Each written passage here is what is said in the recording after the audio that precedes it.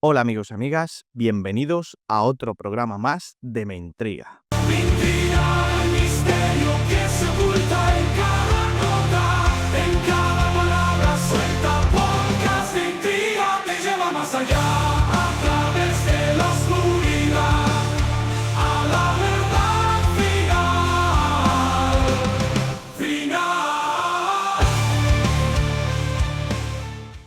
Antes de continuar, ya sabéis lo que tenéis que hacer para apoyar este programa. Darle a me gusta, compartir y activar la campanita.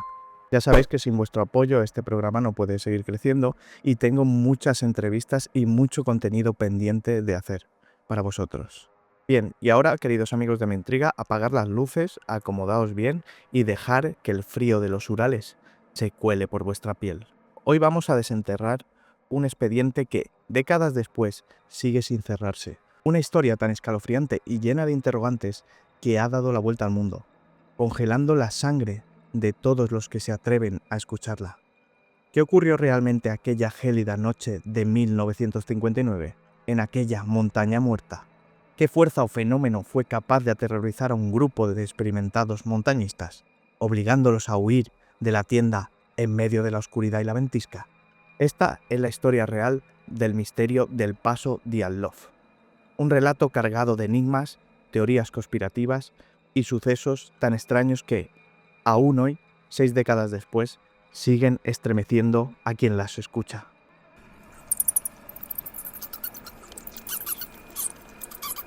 Para entender lo ocurrido debemos teletransportarnos a la Unión Soviética de 1959. No era solo un año en el calendario, era una era, en plena Guerra Fría, sí, con su telón de acero y su carrera armamentística, pero también una nación pujante, rebosante de orgullo. La Unión Soviética acababa de lanzar el primer satélite al espacio, el Sputnik, y la juventud, especialmente la más brillante, sentía la llamada de la aventura, la ciencia y la exploración. Era una época de grandes expediciones, de conquista de la naturaleza y las montañas de los Urales, vastas e indomables. Era un lienzo perfecto para ello. En este ambiente de empuje y determinación, un grupo de jóvenes estudiantes del Instituto Politécnico de los Urales, en la ciudad de Sverdlovsk, soñaba con una proeza. Su objetivo era un traversial invernal de máxima dificultad, de categoría 3, que los llevaría a conquistar el monte Otorten, una cima escarpada y desafiante.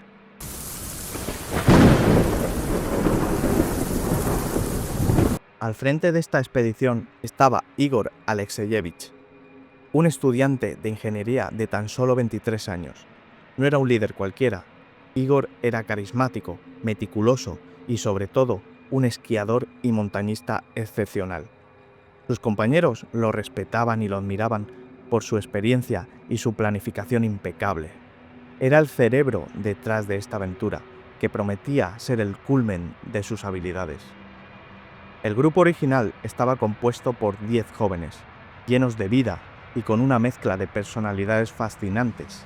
Estaban Yuri Yudin, geólogo, el más joven del grupo, Yuri Dorosenko, un estudiante de ingeniería conocido por su fuerza y su resistencia, Ludmila Dudvinina, la única mujer además de Zinaida, con un espíritu vivaz, Georgi Krivonisenko, un ingeniero que también era músico talentoso, Alexander Kolovatov, un joven serio y estudioso, Zinaida Kolmogorova, la más experimentada de las mujeres, alegre y decidida, Rustem Slobodin, un optimista empedernido, Nikolai Tibeaux Brigoyes, de ascendencia francesa, el intelectual del grupo, y Seimon Zolotaryov, el mayor, un instructor de turismo y veterano de la Segunda Guerra Mundial, con un aspecto misterioso.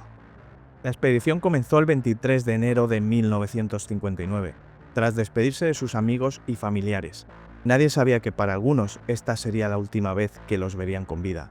El grupo partió en tren desde Sverdlovsk hacia el norte. Su primera parada fue Ibdel, y de allí a Vizaya, el último asentamiento habitado. Más allá de Vizaya, solo les esperaba la inmensidad blanca y gélida de los Urales, un territorio que los Mansi, la etnia indígena local, conocía desde hacía ya varios siglos. Pero antes de que continuemos, permitidme una pequeña aclaración, porque el nombre de la montaña a la que se dirigían, Otorten, tiene un significado curioso en la lengua mansi, y significa no vayas, o la montaña del diablo.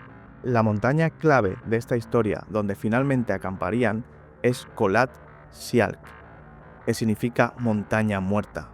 ¿Coincidencia? ¿O acaso aquella sabiduría ancestral ya advertía sobre la naturaleza de estos lugares? En cualquier caso, no hay evidencias que vincule a los mansi con la tragedia, pero los nombres son inquietantes, ¿verdad?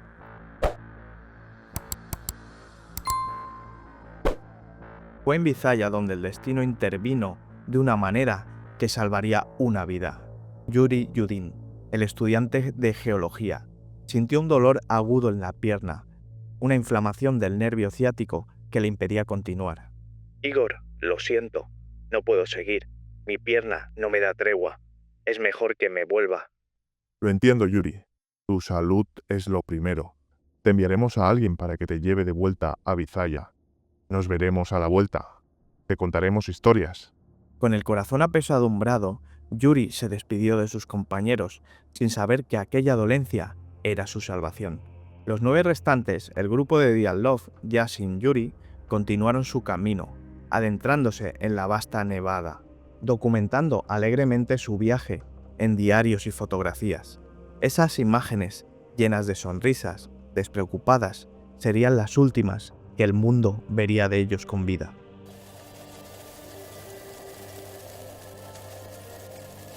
El 31 de enero, el grupo se estableció en un campamento temporal al borde del bosque, preparándose para la escalada final.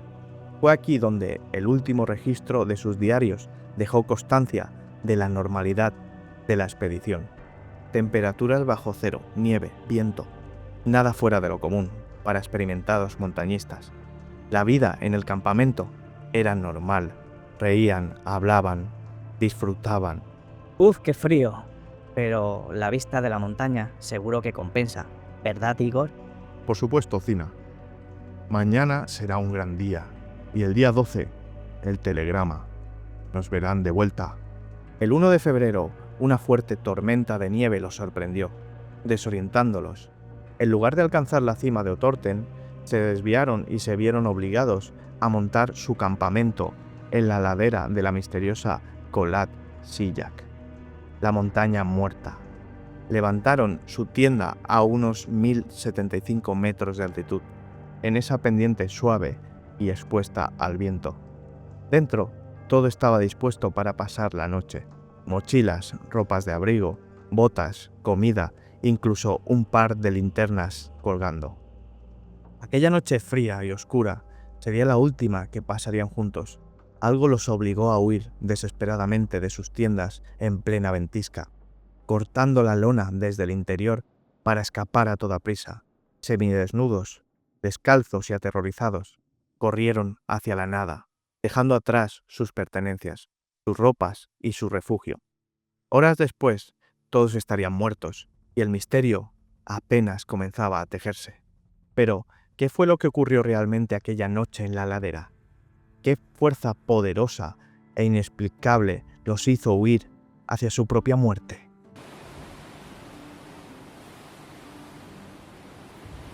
La fecha de regreso prevista era el 12 de febrero, y pasó sin noticias. En un inicio, la preocupación era mínima. Las expediciones a los Urales eran impredecibles y los retrasos eran muy comunes. Pero a medida que los días se convirtieron en una semana y luego en 2, la inquietud se transformó en una alarma palpable. La familia de Ludmila Dubina y Yuri Yudin, el excursionista que se había retirado, fueron los primeros en insistir en una búsqueda más seria. Y fue ya por el 20 de febrero cuando las autoridades soviéticas, ante la creciente presión, organizaron una operación de rescate a gran escala. Se movilizaron equipos de búsqueda compuestos por soldados, policías, esquiadores voluntarios y personal de aviación. La inmensidad de las montañas, cubierta por metros de nieve y azotadas por un implacable invierno ruso, hacía que la tarea de encontrar al grupo fuera una aguja en un pajar. La esperanza, sin embargo, seguía latente.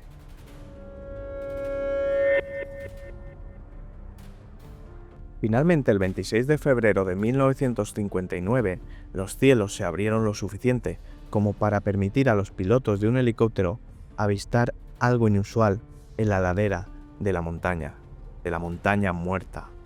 Era la tienda de campaña del grupo Diatlov, pero lo que encontraron los equipos de rescate en tierra al llegar al campamento no era lo que esperaban. No había señales de vida, solo el frío testimonio de un horror inexplicable. La tienda estaba parcialmente cubierta de nieve, pero no aplastada. Lo más desconcertante era que estaba rajada desde el interior, como si una mano desesperada, o más bien 9, hubiesen utilizado un cuchillo para abrirse paso a toda prisa, con una urgencia que no les permitía abrir la cremallera. Dentro todo estaba abandonado, como si los ocupantes hubieran desaparecido en un instante. Mochilas, comida, ropa de abrigo, botas e incluso un par de linternas colgadas aún del techo. Era como si el tiempo se hubiera detenido en un momento de pánico absoluto. Imaginad por un momento, queridos amigos, la escena. Una tienda de campaña, su único refugio contra las mortales temperaturas de hasta menos 30 grados Celsius. Abierta a la fuerza desde dentro, las botas, las gruesas parcas y todo lo esencial para sobrevivir en esas condiciones extremas, abandonados sin contemplación. ¿Qué clase de amenaza, de fuerza descomunal, pudo haber provocado una huida tan desesperada, tan irracional, en medio de aquella noche polar?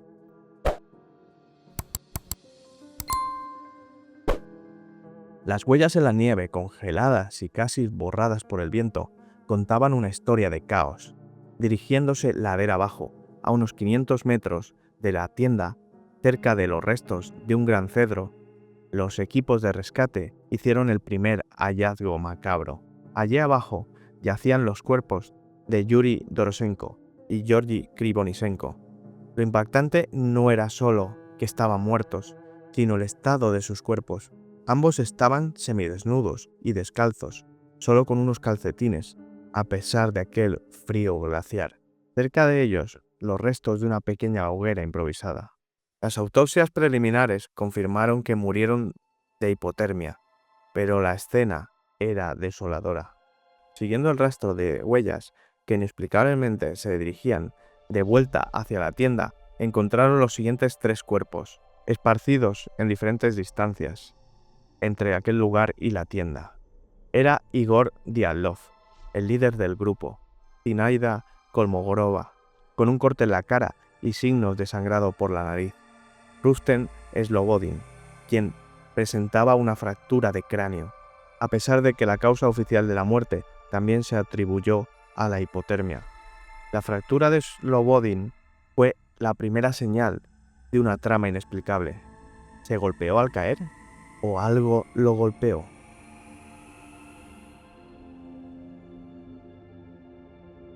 Lo más inquietante en la autopsia de los primeros 5 cuerpos revelaron que los detalles desafiaban las explicaciones más simples. Además de la hipotermia, de la fractura, se encontraron algunas de las ropas de Dorosenko y Krivonisenko. Presentaban altos niveles de radiación. Sí, radiación. ¿Cómo llegó allí aquella radiación? Estaban en los Urales. ¿Era una región con actividad nuclear soviética? ¿Tenía alguna relación con esto? Era un detalle que nadie pudo explicar y que las autoridades intentaron, en un principio, minimizar. La búsqueda de los 4 miembros restantes se volvió una carrera contra el tiempo y la desolación. Las condiciones climáticas empeoraron drásticamente, con ventiscas furiosas que cubrieron los pocos rastros que quedaban. Los últimos 4 miembros del grupo Diatlov no serían encontrados hasta 2 meses después, cuando el deshielo reveló los secretos más oscuros y brutales de aquella montaña muerta.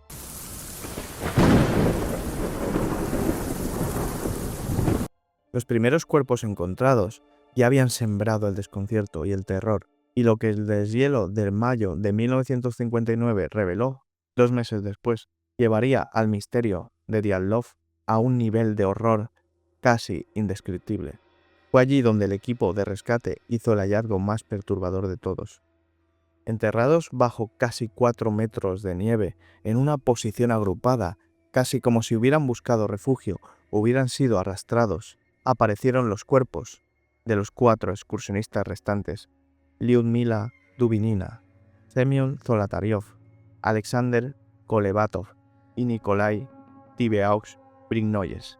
Imaginad, amigos, la escena. El frío se cuela por cada grieta.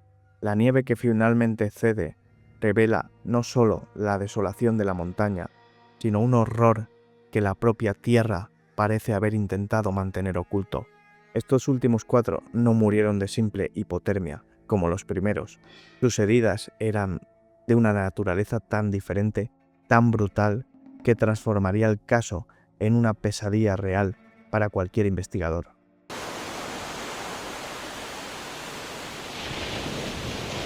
Las autopsias realizadas a estos 4 cuerpos desvelaron detalles tan escalofriantes que desafiaban cualquier explicación lógica y forense conocida. Nikolai Tibeaux-Brignoyes presentaba una fractura masiva en el cráneo, tan severa que era comparable a la que sufriría una persona en un accidente de coche a gran velocidad. Su cabeza estaba destrozada. Alexander Kolatov también tenía múltiples fracturas craneales y daños internos considerables, pero curiosamente su rostro no reflejaba externamente la magnitud del trauma. Pero fueron los cuerpos de Lyudmila Dubinina y Semyon Zolotaryov los que provocaron el verdadero horror. A Lyudmila le faltaba la lengua, los ojos y parte de los labios y una porción del tejido facial. La ausencia de su lengua, en particular, se ha convertido en uno de los aspectos más icónicos y perturbadores del misterio, alimentando las teorías más descabelladas. Semyon Zolotaryov, por su parte, tenía costillas rotas masivamente, con heridas internas devastadoras, similares a la de un aplastamiento por una fuerza colosal. También le faltaban los ojos. Lo más aterrador es que en ninguno de ellos había signos externos de lucha o abrasiones en la piel, que podían indicar que había sido arrastrados o golpeados contra las rocas filosas. Las lesiones eran de impacto puro, como si una fuerza invisible hubiera atravesado sus cuerpos.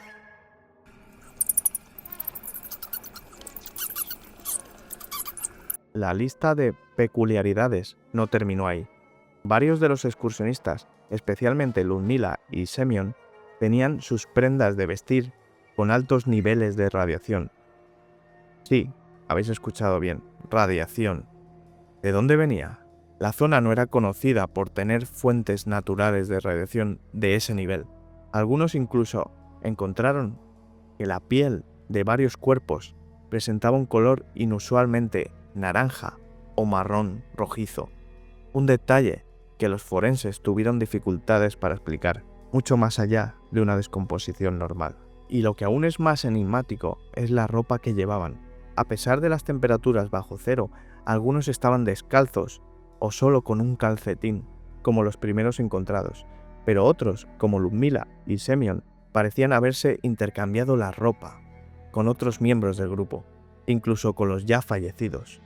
Lyudmila llevaba el pantalón y el suéter de Krivonischenko, y en el pie de Semyon se encontró el calcetín que pertenecía a Dubinina. Esto sugería que en algún momento, en plena huida, en sus últimos momentos de lucidez, estaban intentando abrigarse con lo que podían, e incluso con las prendas de sus compañeros que ya habían sucumbido. Era un gesto de desesperación extrema, casi ritual.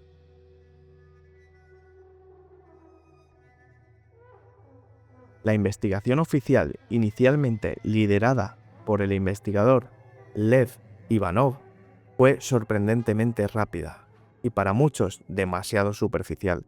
Las conclusiones fueron vagas y escuetas. Los excursionistas murieron por una fuerza natural irreversible desconocida. El caso fue cerrado en mayo de 1959 y los archivos fueron enviados a un archivo secreto, lejos de los ojos públicos. Durante décadas, el expediente Diatlov se convirtió en un susurro, una leyenda negra, un misterio que el gobierno soviético parecía querer olvidar. ¿Por qué el secretismo? ¿Por qué la falta de una explicación clara y convincente? Lo que ocurrió en el paso de Dyatlov, esa fatídica noche de febrero de 1959, sigue siendo uno de los mayores enigmas de la historia. 9 jóvenes murieron en circunstancias que desafiaban toda lógica forense y meteorológica. Una tienda rajada desde el interior, huellas de pies descalzos en la nieve, cuerpos con múltiples mutilaciones inexplicables, radiación en la ropa y fracturas masivas sin un impacto externo. La falta de explicación coherente por parte de las autoridades, el velo de secretismo que cayó sobre el caso, abrió una puerta a una infinidad de teorías, desde las más racionales hasta las más descabelladas. ¿Qué fue esa fuerza natural irreversible que los obligó a huir? ¿Qué les causó esas heridas? ¿Y por qué el encubrimiento posterior? A continuación, exploraremos estas teorías, intentando dar un poco de luz a la oscuridad que envuelve el Dyatlov Pass y ofrece una reflexión final sobre este perturbador caso.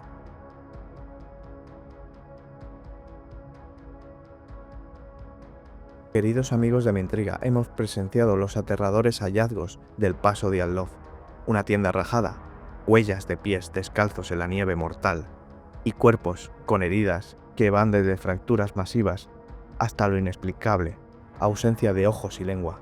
La investigación oficial, con su vaga conclusión y el rápido cierre del caso, solo sirvió para alimentar una hoguera de especulaciones que arde hasta el día de hoy. Ahora es el momento de adentrarnos en este abismo de teorías.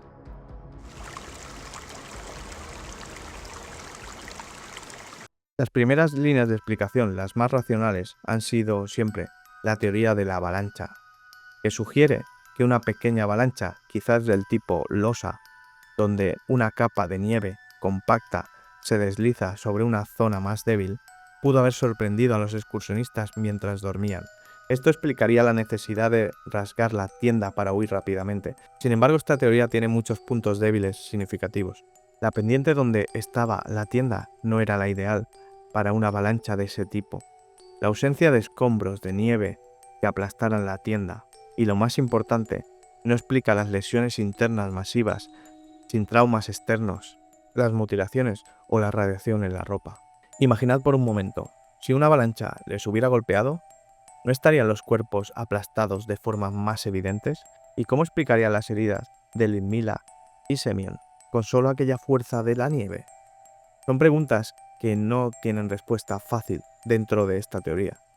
Otra explicación natural sugiere la hipotermia severa y la desvestidura paradójica. Este es un fenómeno real donde, en las etapas finales de la hipotermia, la persona siente mucho calor extremo y se quita la ropa, acelerando su muerte. Esto explicaría por qué algunos fueron encontrados semidesnudos, pero de nuevo, no explica las fracturas, ni las mutilaciones, ni la radiación. Y aquí es donde el misterio se oscurece y las teorías se vuelven más inquietantes. Una de las más persistentes es la intervención militar secreta. Los Urales era una zona de pruebas de armamento durante la Guerra Fría. Esta teoría dice que el grupo Dyatlov pudo haber tropezado con una zona de pruebas de algún tipo de arma experimental, quizás un misil balístico o un nuevo tipo de bomba sónica. Esto explicaría las lesiones por el aplastamiento, similares a la de una onda expansiva. La radiación en la ropa, el extraño color naranja de piel de algunos de los cuerpos y por supuesto el silencio y encubrimiento oficial posterior. Esta teoría de intervención militar se nutre en los reportes de esferas de luz y bolas de fuego de varios testigos, incluidos otros grupos de expedición, y que los propios Mansi habían afirmado haber visto en los cielos de los Urales en las semanas cercanas a aquel incidente. ¿Eran misiles de prueba? ¿O algo más allá de la tecnología humana?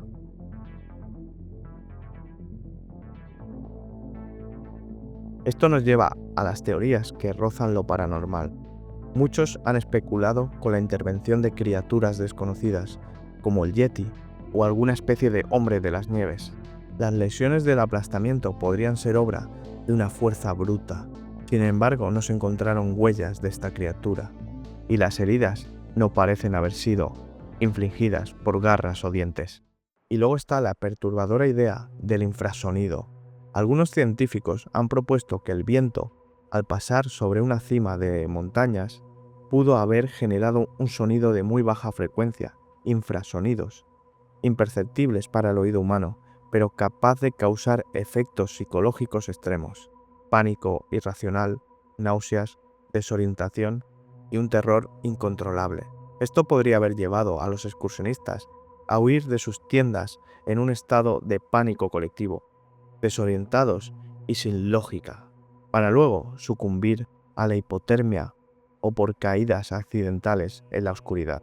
Aunque la teoría de infrasonido podría explicar el pánico, sigue luchando por explicar las graves lesiones internas y las mutilaciones específicas de Ludmila y Semyon, así como la radiación.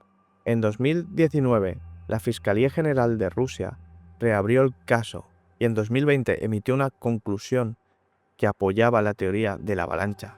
Sin embargo, esta resolución oficial no ha logrado disipar por completo las dudas y las circunstancias que rodean al caso, las heridas, la radiación, el secretismo.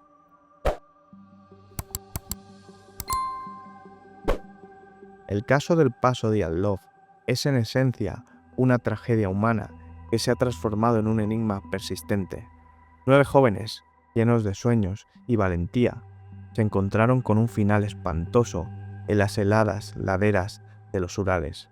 Sus muertes no solo fueron trágicas, sino que dejaron un legado de preguntas sin respuesta que resuenan hasta el día de hoy, alimentando foros en internet, documentales y libros. ¿Fue una avalancha inusual?